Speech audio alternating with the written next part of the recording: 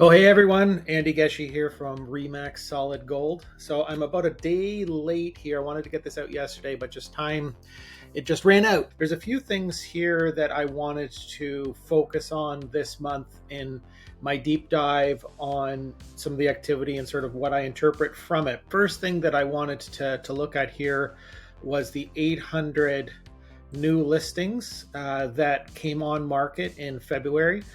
So again, 800 sounds like a lot on the surface. And in fact, if we're benchmarking that based on what we've been experiencing the last year or so, it is quite a bit.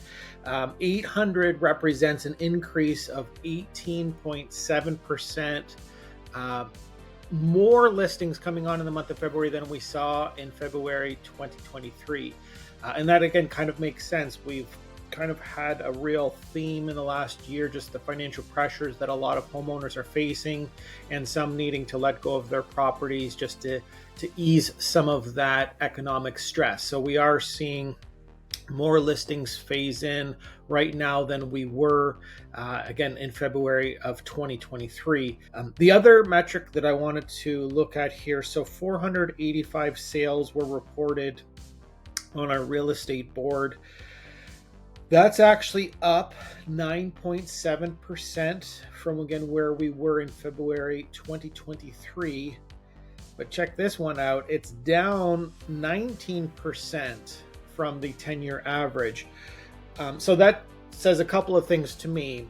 With it being up almost 10% from where we were in February 2023, it shows that, I guess, buyers and sellers, for their own reasons, they're more inclined to engage the market and make buying decisions in regards to real estate. So a little bit more activity as far as unit sales this February versus last, because again, I think people were just tired of being on the sidelines.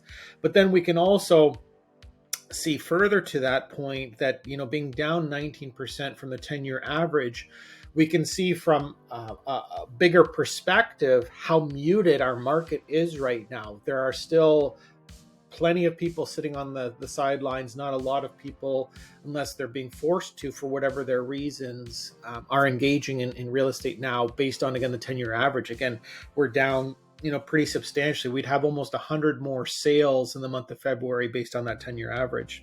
23 days on market, I wanted to focus on that a little bit. We're actually seeing that that's a little bit longer than where we were in February 2023. At that point, it was 20 days. So we can see as more inventory is coming on and buyers still being a little bit apprehensive about pulling the trigger, it is taking a little bit longer for homes to sell, which is why we're at 23 days versus 20 February of last year.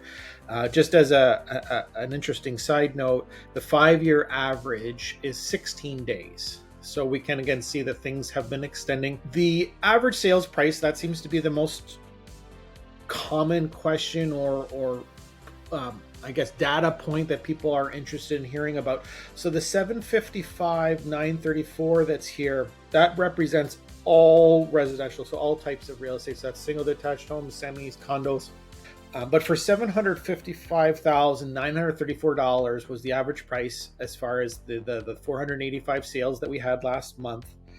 That's down less than 1% from where we were in February 2023. 0.7%. So we can see pretty much in the last year, if you're looking statistically speaking, it's pretty flat. It's down less than 1%.